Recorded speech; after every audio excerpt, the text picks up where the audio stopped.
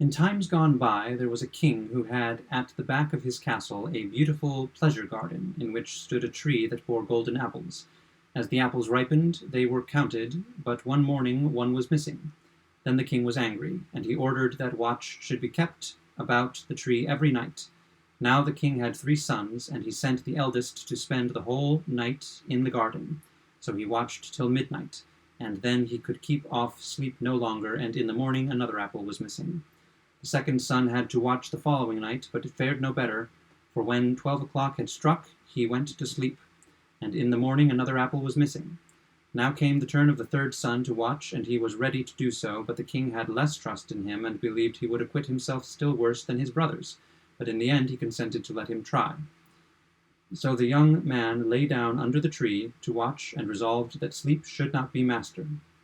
When it struck 12, something came rushing through the air, and he saw in the moonlight a bird flying towards him, whose feathers glittered like gold. The bird perched upon the tree, and had already pecked off an apple when the young man let fly an arrow at it. The bird flew away, but the arrow had struck its target, and one of its golden feathers fell to the ground. The young man picked it up, and taking it next morning to the king, told him what had happened in the night. The king called his council together, and all declared that such a feather was worth more than the whole kingdom. Since the feather was so valuable, Since the feather is so valuable, said the king, one is not enough for me. I must and will have the whole bird. So the eldest son set off, and relying on his own cleverness, he thought he should soon find the golden bird. When he had gone some distance, he saw a fox sitting at the edge of the wood, and pointed his gun at him. He pointed his gun at him. The fox cried out, "Do not shoot me, and I will give you good counsel. You are on your way to find the golden bird, and this evening you will come to a village in which 2 taverns stand facing each other. One will be brightly lighted up, and there will be plenty of merriment going on inside. Do not mind about that, but go into the other one, although it will look to you very uninviting." How can a silly beast give one any rational advice, thought the king's son, and he let fly at the fox, but missed him. And he stretched out his tail and ran quickly into the wood. Then the young man went on his way, and towards evening he came to the village, and there stood the 2 taverns. In one singing and dancing was going on, the other looked quite dull and wretched. "I should be a fool," said he, "to go into that dismal place, while there is anything so good close by." So he went into the merry inn, and there lived in clover, quite forgetting the bird and his father and all good counsel. As time went on, the eldest son never came home. The second son set out to seek the golden bird. He met with the fox, just as the eldest did, and received good advice from him without attending to it. And when he came to the 2 taverns, his brother was standing and calling to him at the window of one of them, out of which came sounds of merriment. So he could not resist, but went in and revelled to his heart's content. And then as time went on, the youngest son wished to go forth and to try his luck, but his father would not consent. "It would be useless," said he. "He is much less likely to find the bird than his brothers, and if any misfortune were to happen to him, he would not know how to help himself. His wits are none of the best." But at last, as there was no peace to be had, he let him go. By the side of the wood sat the fox, begged him to spare his life, and gave him good counsel. The young man was kind, and said, "Be easy, little fox, I will do you no harm." "You shall not repent of it," answered the fox, "and that you may get there all the sooner, get up and sit on my tail." And no sooner had he done so than the fox began to run, and off they went over stock and stone, so that the wind whistled in their hair. When they reached the village, the young man got down, and following the fox's advice, went into the mean-looking tavern without hesitating, and there he passed a quiet night. The next morning he went out into the field. When he went out into the field, the fox, who was sitting there already, said, "I will tell you further what you have to do. Go straight on until you come to a castle, before which a great band of soldiers lie. But do not trouble yourself about them, for they will be all asleep and snoring. Pass through them and forward into the castle and go through all the rooms until you come to one where there is a golden bird hanging in a wooden cage. Near at hand will stand, empty, a golden cage of state. But you must beware of taking the bird out of this ugly cage and putting him into the fine one. If you do so, you will come to harm." After he had finished saying this, the fox stretched out his tail again, and the king's son sat down upon it. Then away they went over stock and stone, so that the wind whistled through their hair. And when the king's son reached the castle, he found everything as the fox had said, and he at last entered the room where the golden bird was hanging in a wooden cage, while a golden one was standing by. The 3 golden apples, too, were in the room. Then, thinking it foolish to let the beautiful bird stay in that mean and ugly cage, he opened the door of it, took hold of it, and put it in the golden one. In the same moment the bird uttered a piercing cry. The soldiers, awaked, rushed in, seized the king's son, and put him in prison. The next morning he was brought before a judge, and, as he confessed everything, condemned to death. But the king said he would spare his life on one condition, that he should bring him the golden horse, whose paces were swifter than the wind, and that then he should also receive the golden bird as a reward. So the king's son set off to find the golden horse, but he sighed and was very sad, for how should it be accomplished? And then he saw his old friend the fox sitting by the roadside. "Now you see," said the fox, "all this has happened because you would not listen to me. But be of good courage, I will bring you through, and will tell you how you are to get the golden horse. You must go straight on until you come to a castle, where the horse stands in his stable. Before the stable door the grooms will be lying, but they will all be asleep and snoring, and you can go and quietly lead out the horse. But one thing you must mind. Take care to put upon him the plain saddle of wood and leather, and not the golden one, which will hang close by, otherwise it will go badly with you." Then the fox stretched out his tail, and the king's son seated himself upon it, and away they went over stock and stone until the wind whistled through their hair. And everything happened just as the fox had said, and he came to the stall where the golden horse was, and as he was about to put on him the plain saddle, he thought to himself, "Such a beautiful animal would be disgraced were I not to put on him the good saddle, which becomes him so well." However, no sooner did the horse feel the golden saddle touch him than he began to neigh, and the grooms all awoke, seized the king's son, and threw him into prison. The next morning he was delivered up to justice and condemned to death, but the king promised him his life, and also to bestow upon him the golden horse, if he could convey thither the beautiful princess of the golden castle. With a heavy heart the king's son set out, but by great good luck he soon met with the faithful fox. "I ought to leave you to your own ill luck," said the fox, "but I am sorry for you, and will once more help you in your need. Your way lies straight up to the golden castle. You will arrive there in the evening, and at night, when all is quiet, the beautiful princess goes to the bath. And as she is entering the bathing house, go up to her and give her a kiss. Then she will follow you, and you can lead her away. But do not suffer her first to go and take leave of her parents, or it will go ill with you."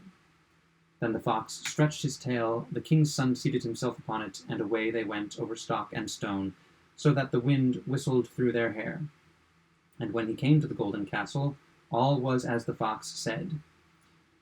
He waited until midnight, when all lay in deep sleep, and then, as the beautiful princess went to the bathing house, he went up to her and gave her a kiss, and she willingly promised to go with him, but she begged him earnestly and with tears that he would let her go first and take leave of her parents. At first he denied her prayer, but as she wept so much the more and fell at his feet, he gave in at last. And no sooner had the princess reached her father's bedside than he and all who were in the castle waked up, and the young man was seized and thrown into prison. The next morning the king said to him, "Thy life is forfeit, but thou shalt find grace if thou canst level that mountain that lies before my windows, and over which I am not able to see. And if this is done within 8 days, thou shalt have my daughter for a reward." So the king's son set to work and dug and shoveled away without ceasing. But when on the 7th day he saw how little he had accomplished, and that all his work was as nothing, he fell into great sadness, and gave up all hope. But on the evening of the 7th day the fox appeared and said, "You do not deserve that I should help you, but go now and lie down to sleep, and I will do the work for you." The next morning, when he awoke and looked out of the window, the mountain had disappeared. The young man hastened full of joy to the king and told him that his behest was fulfilled, and whether the king liked it or not, he had to keep his word and let his daughter go. So they both went away together, and it was not long before the faithful fox came up to them. "Well, you have got the best first," said he, "but you must know the golden horse belongs to the princess of the golden castle." "But how shall I get it?" asked the young man. "I am going to tell you," answered the fox. "First go to the king, who sent you to the golden castle, and take to him the beautiful princess. There will then be very great rejoicing. He will willingly give you the golden horse, and they will lead him out to you. Then mount him without delay, and stretch out to your hand to each of them and take leave. To each of them to take leave. And last of all to the princess, and when you have her by the hand, swing her up on the horse behind you, and off you go. Nobody will be able to overtake you, for that horse goes swifter than the wind." And so it was all happily done, and the king's son carried off the beautiful princess on the golden horse. The fox did not stay behind, and he said to the young man, "Now I will help you get the golden bird. When you draw near the castle, where the bird is, let the lady alight, and I will take her under my care. Then you must ride the golden horse into the castle yard, and there will be great rejoicing to see it, and they will bring out to you the golden bird. As soon as you have the cage in your hand, you must start off back to us, and then you shall carry the lady away." The plan was successfully carried out, and when the young man returned with the treasure, the fox said, Now what will you give me for my reward?" "What would you like?" asked the young man. "When we are passing through the wood, I desire that you should slay me, and cut my head and feet off." "That were a strange sign of gratitude," said the king's son. "I could not possibly do such a thing." "Then," said the fox, "if you will not do it, I must leave you. But before I go, let me give you some good advice. Beware of two things. Buy no gallows meat, and sit at no brookside." With that the fox ran off into the wood. The young man thought to himself, "That is a wonderful animal, and with most singular ideas. How should anyone buy gallows meat? And I am sure I have no particular fancy for sitting by a brookside." So he rode on with the beautiful princess, and their way led them through the village where his two brothers had stayed.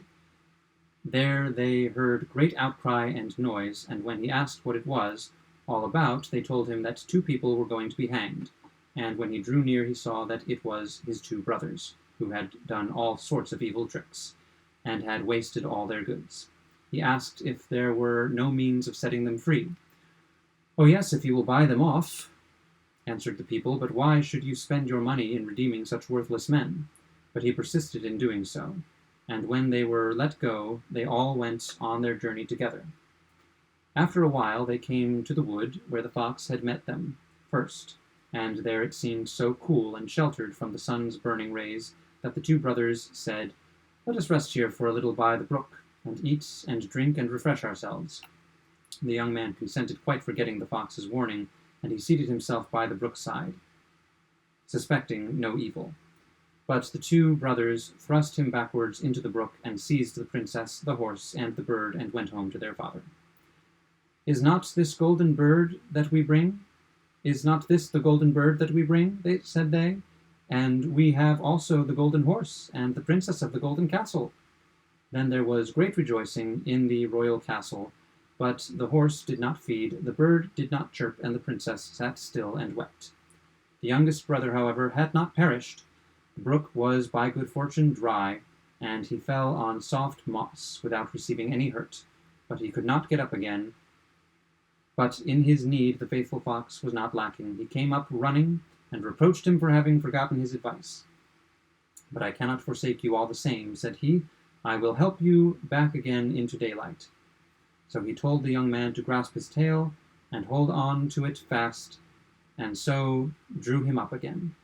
"Still you are not quite out of danger," said the fox. "Your brothers, not being certain of your death, have surrounded the wood with sentinels, who are to put you to death if you let yourself be seen."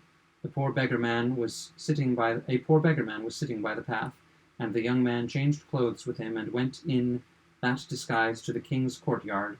Nobody knew him, but the bird began to chirp, and the horse began to feed, and the beautiful princess ceased weeping. "What does this mean?" said the king, astonished. The princess answered, "I cannot tell, except that I was sad, and now I am joyful. It is to me as if my rightful bridegroom had returned." Then she told him all that happened, although the two brothers had threatened to put her to death if she let out anything. The king then ordered every person who was in the castle to be brought before him, and with the rest came the young man like a beggar in his wretched garments. But the princess knew him and greeted him well, falling on his neck and kissing him. The wicked brothers were seized and put to death, and the youngest brother was married to the princess and succeeded to the inheritance of his father. But what became of the poor fox? Long afterwards the king's son was going through the wood, and the fox met him and said, "Now you have everything that you can wish for, but my misfortunes never come to an end, and it lies in your power to free me from them."